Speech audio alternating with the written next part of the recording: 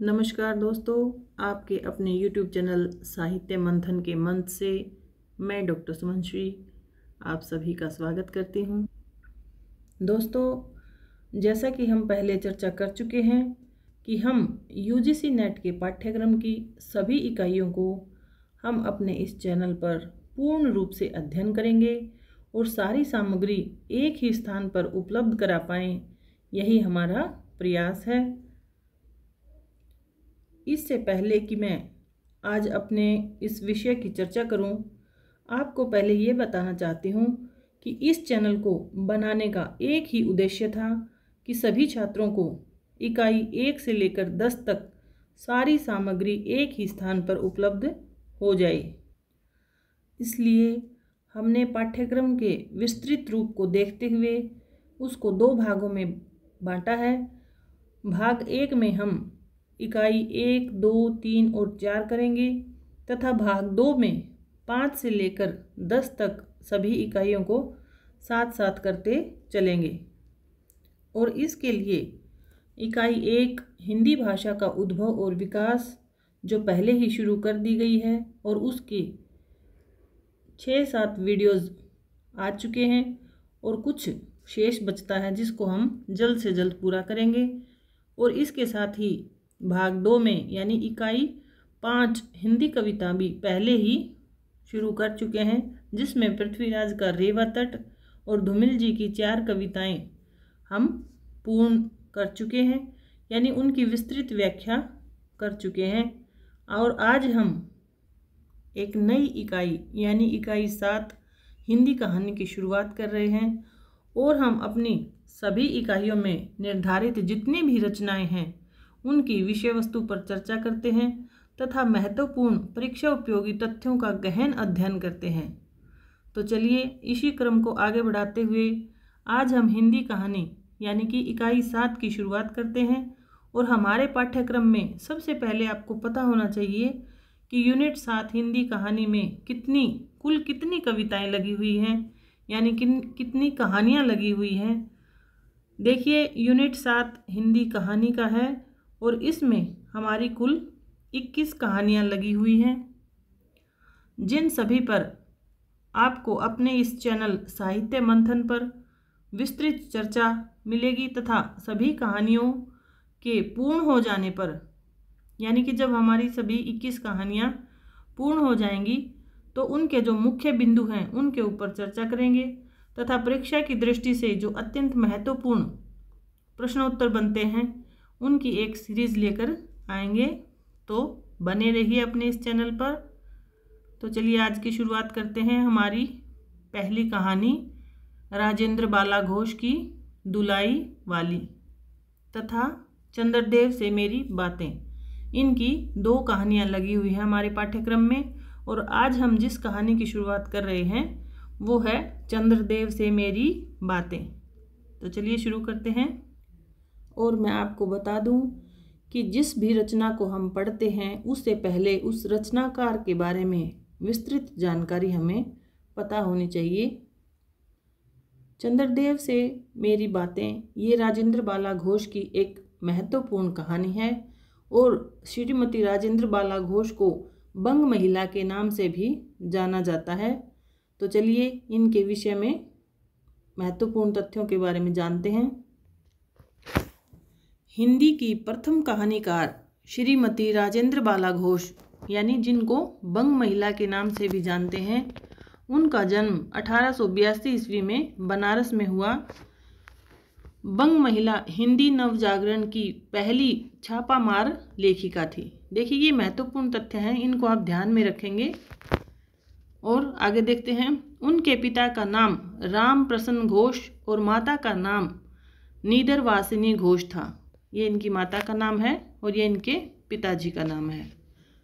उनको बचपन में रानी और चारूबाला के नाम से पुकारा जाता था, यानी इनके बचपन का नाम था चारूबाला और रानी, इनको भी ध्यान में रखेंगे। उनके पति का नाम पूर्ण चंद्रदेव था। देखिए, इसी की चर्चा इस कहानी में की गई है, यानी इसके जो पात्र हैं उनका नाम भी चंद्रदेव है और इनके पति का नाम भी पूर्ण चंद्रदेव था। ठीक है। और प्रारंभिक शिक्षा माताजी के संरक्षण में ही प्राप्त की और सन 1904 से 1917 तक उनकी रचनाएं विभिन्न प्रतिष्ठित पत्रिकाओं में प्रकाशित होती रही। इन्होंने बंग महिला छद्म नाम से अपना लेखन कार्य किया, यानी गुप्त रूप से इन्होंने एक बंग महिला के नाम से अपना लेखन कार्य किया। स्त्री शिक्षा हेतु महत्वपूर्ण योगदान रहा, यानी स्त्री शिक्षा के लिए भी इनका महत्वपूर्ण योगदान रहा। आगे देखते हैं। अपने 2 बच्चों की असमय मृत्यु और पति के निधन से वह टूट गई थी। ठीक है, यानी इस असामयिक मृत्यु से वह टूट गई थी। आगे देखते हैं। बंग महिला की प्रकाशित कहानियाँ। देखिए, हमारे जो पाठ्यक्रम में केवल 2 ही कहानियाँ लगी हुई हैं, लेकिन हमें जितने भी रचनाकार लगे हुए हैं उनकी प्रसिद्ध कहानियाँ या महत्वपूर्ण जो कहानियाँ हैं उनके बारे में भी जानकारी होना अत्यंत आवश्यक है, और उनको जो परीक्षा में है उनके बारे में भी पूछ लिया जाता है। तो देखते हैं। चंद्रदेव से मेरी बातें, ये हमारे पाठ्यक्रम में लगी हुई है, जो 1904 ईस्वी में सरस्वती पत्रिका में निबंध के रूप में छपी थी। इसको भी याद रखेंगे कि यह सबसे पहले एक निबंध के रूप में सरस्वती पत्रिका में छपी थी। दूसरी है कुंभ में छोटी बहू, जो 1906 ईस्वी में प्रकाशित हुई। और तीसरी जो कहानी है, यानी ये कहानी चंद्रदेव से मेरी बातें और दुलाई वाली 1907 ईस्वी में, ये दोनों कहानियाँ हमारे पाठ्यक्रम में लगी हुई हैं। इनको याद रखेंगे और इनको ये भी याद रखेंगे कि कौन सी पत्रिका में प्रकाशित हुई, यानी दोनों कहानियाँ हैं वो सरस्वती पत्रिका में प्रकाशित हुई, लेकिन चंद्रदेव से मेरी बातें ये एक निबंध के रूप में पहले प्रकाशित हुई थी। आगे देखते हैं। अगली कहानी है उनकी भाई बहन, जो 1908 ईस्वी में और बाल प्रभाकर पत्रिका में प्रकाशित हुई। अगली कहानी है दलिया। ये 2 कहानियां हैं, इनको याद रखेंगे, 1904 और 1907 ईस्वी में। अगली है दलिया, जो 1909 ईस्वी में, और अगली कहानी का नाम है हृदय परीक्षा, 1915 ईस्वी में सरस्वती पत्रिका में प्रकाशित हुई। यानी इनकी जितनी भी कहानियाँ दी गई हैं वो सारी सरस्वती पत्रिका में प्रकाशित हुई हैं। केवल एक कहानी भाई बहन वो बाल प्रभाकर पत्रिका में प्रकाशित हुई है, इसको याद रखेंगे। आगे देखते हैं। अब जिस कहानी पर हम आज चर्चा कर रहे हैं उससे संबंधित कुछ महत्वपूर्ण तथ्य हैं, उनके बारे में जानते हैं। चंद्रदेव से मेरी बातें कहानी पहले निबंध के रूप में 1904 ईस्वी में सरस्वती पत्रिका में प्रकाशित हुई।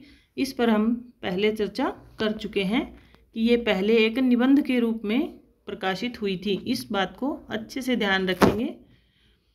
प्रारंभ में इसे निबंध के रूप में स्वीकृति दी गई, किंतु कालांतर में यह एक कहानी के रूप में स्वीकार कर ली गई। यानी पहले इसको निबंध के रूप में स्वीकृति दी गई थी, लेकिन बाद में इसे एक कहानी के रूप में स्वीकार कर लिया गया।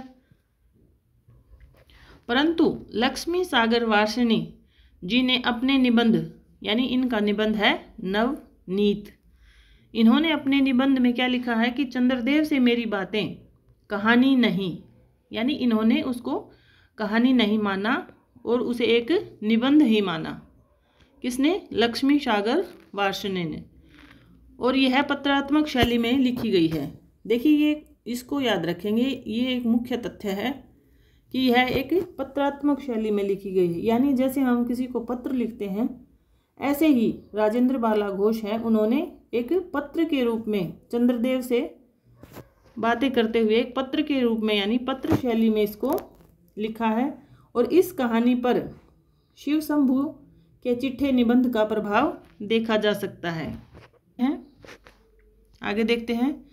बंग महिला ने इस कहानी में अर्थनीति और राजनीति को केंद्र में रखकर तत्कालीन वायसराय लॉर्ड कर्जन और उसकी व्यवस्था पर व्यंग्य किया है। देखिए, यहाँ इस कहानी में भी वायसराय लॉर्ड कर्जन की व्यवस्था पर व्यंग्य है। और पहले जो हमने चर्चा की थी कि शिव शंभु के चिट्ठे, ये देखिए शिव शंभू के चिट्ठे, यहाँ पर भी लॉर्ड कर्जन की बात हुई है। तो अगर कोई पंक्ति आती है तो आपको ध्यान रखना है कि शिव शंभू के चिट्ठे इस निबंध में भी और बंग महिला की कहानी चंद्रदेव से मेरी बातें, इन दोनों में ही लॉर्ड कर्जन की व्यवस्था के ऊपर व्यंग्य किया गया है। आगे देखते हैं। अंग्रेजी शासनकाल के परिवेश और शोषणवादी शासन व्यवस्था, औद्योगिक क्रांति के फलस्वरूप आए परिवर्तनों और उनके दुष्परिणामों की यथार्थपरक अभिव्यक्ति इसमें की गई है। कहानी में चुटकीले व्यंग्यों की प्रधानता है। देखिए ये व्यंग्य प्रधान कहानी है, ये तो हमें पता चल चुकी है, लेकिन इसमें चुटकीले व्यंग्य हैं। ठीक है। कहानी में पदोन्नति के लिए सिफारिश और चाटुकारिता का वर्णन किया गया है कि हमें जो प्रमोशन है यानी पदोन्नति है वो उसकी कोई सिफारिश या फिर उसकी चाटुकारिता से ही प्राप्त होती है। इसके तत्कालीन समय में सामाजिक, राजनीतिक और आर्थिक समस्याओं का भी चित्रण किया गया है। देखिए ये जितनी सारी विशेषताएं हैं इनको अपने स्मृति पटल पर अच्छे से ध्यान रखेंगे और उनको याद रखेंगे कि इस कहानी में किस चीज़ का वर्णन किया गया है, क्योंकि आजकल जो प्रश्नोत्तर पूछे जाते हैं वो उनकी विशेषताएं और उनके वर्ण विषय से ही पूछे जा रहे हैं। और देखते हैं, बंगाल विभाजन सरकार के स्तर पर 1903 में शुरू हो चुकी और 1904 में तत्कालीन अंग्रेजी सरकार के द्वारा यह विचार जनता के सामने प्रकाशित हुआ था। यानी इसकी शुरुआत हुई थी वो 1903 ईस्वी में हुई थी। ठीक है। और 1904 ईस्वी में यह प्रकाशित हुई थी। आगे देखते हैं।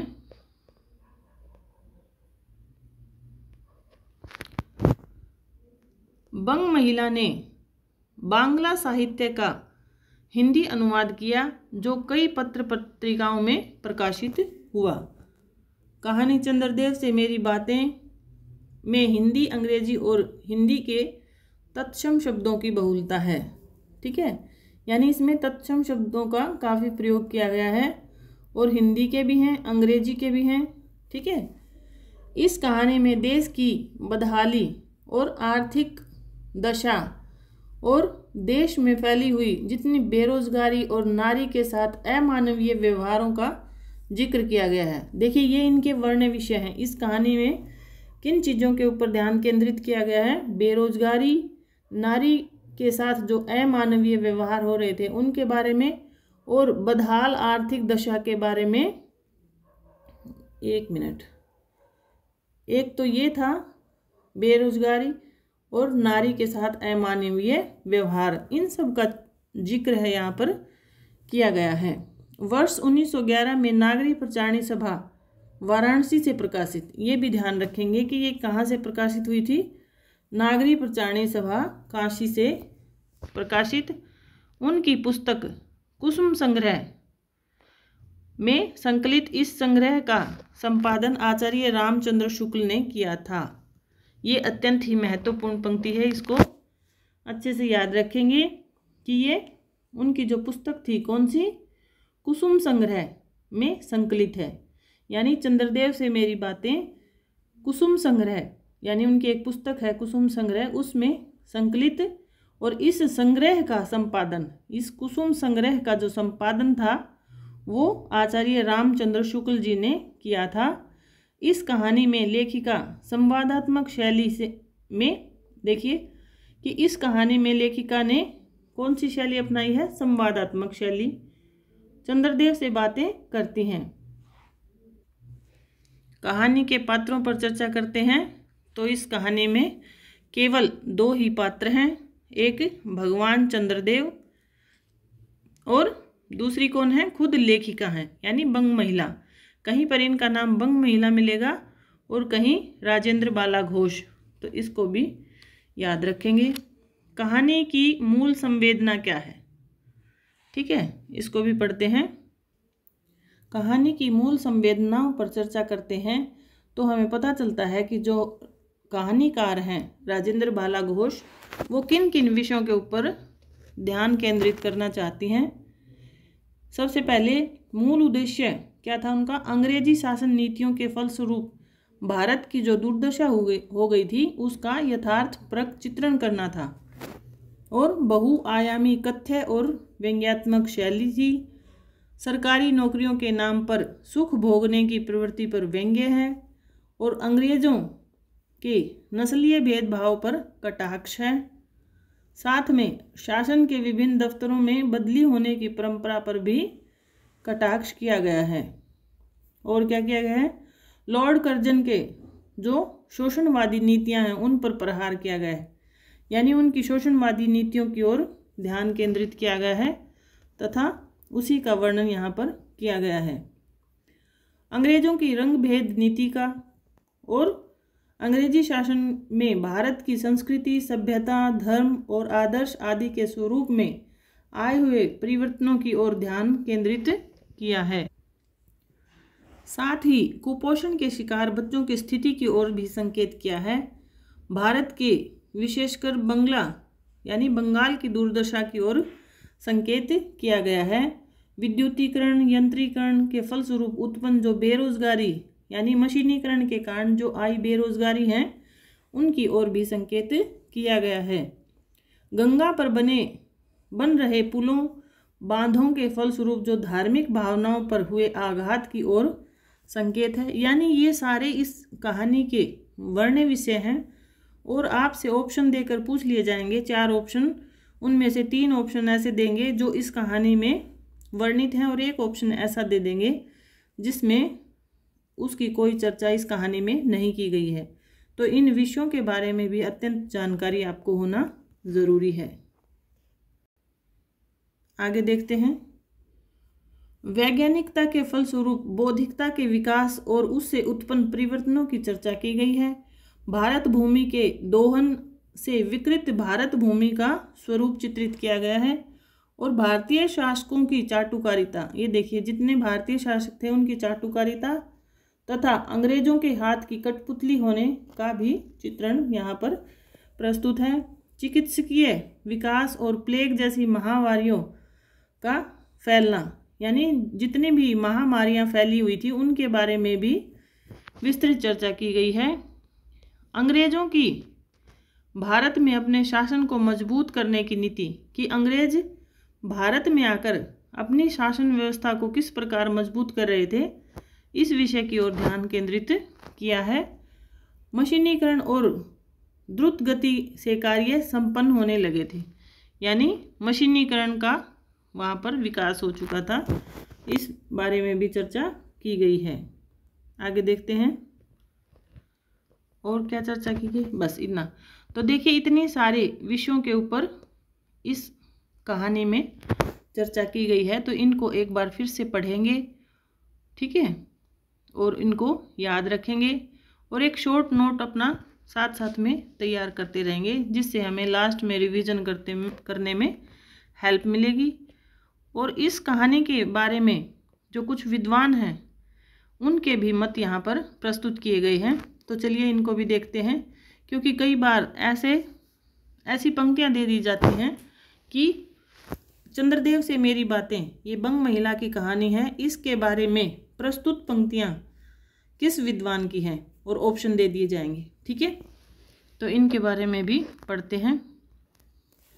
सबसे पहले भवदेव पांडे के अनुसार बंग महिला की पहली कहानी चंद्रदेव से मेरी बातें हिंदी साहित्य की पहली कहानी है, यानी इन्होंने इनकी कहानी को पहली कहानी माना है। किसने? भवदेव पांडे के अनुसार, जिसने अपने समय की राजनीति और अर्थनीति को केंद्रीय कथ्य बनाया।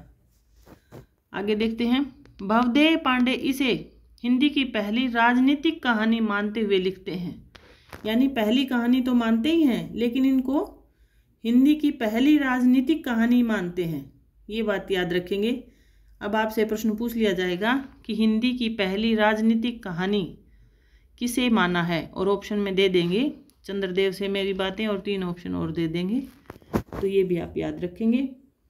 राजनीतिक कहानी मानते हुए वे क्या कहते हैं कि भारत की बदहाल आर्थिक दशा और देश में फैली हुई बेरोजगारी का चित्रण, साथ साथ समाज में नारियों की स्थिति और जातिगत पक्षधरता और हर क्षेत्र में वृद्ध पीढ़ी के अनुचित दबदबे का भी ये रेखांकन यहाँ पर किया गया है। ठीक है, और एक और विद्वान हैं, इनके बारे में भी पढ़ते हैं। उनका नाम है गोपाल राय। इन्होंने क्या कहा है कि व्यंग्य आधुनिक कहानी का बहुत कारगर औजार माना गया है। ये पंक्ति इतनी बहुत ही इम्पोर्टेंट है। ठीक है, यानी व्यंग्य आधुनिक कहानी का बहुत कारगर औजार माना जाता है। यह पंक्ति या यह कथन किन का है? तो किन का है? ये गोपाल राय का। और इस कहानी यानी चंद्रदेव से मेरी बातें समकालीन वायसराय लॉर्ड कर्जन के प्रशासन पर करारा व्यंग्य किया गया है। ठीक है, तो ये बात किसने कही है? गोपाल राय ने। तो इस प्रकार हमने चंद्रदेव से मेरी बातें इस कहानी में आए मुख्य तथ्य, जो इम्पोर्टेंट चीज़ें थी उनके बारे में जाना, और कहानीकार का परिचय और उनकी जो प्रमुख कहानियाँ थी उनके बारे में भी जाना। और इन सब को आप याद रखेंगे। इनमें से 2 जो कहानी है वो हमारे पाठ्यक्रम में लगी हुई है। चंद्रदेव से मेरी बातें जो 1904 ईस्वी में प्रकाशित हुई, और इससे अगली कहानी हम करेंगे दुलाई वाली, जो राजेंद्र बाला घोष की है, यानी बंग महिला की है। तो चलिए मिलते हैं नेक्स्ट वीडियो में। धन्यवाद। जय हिंद।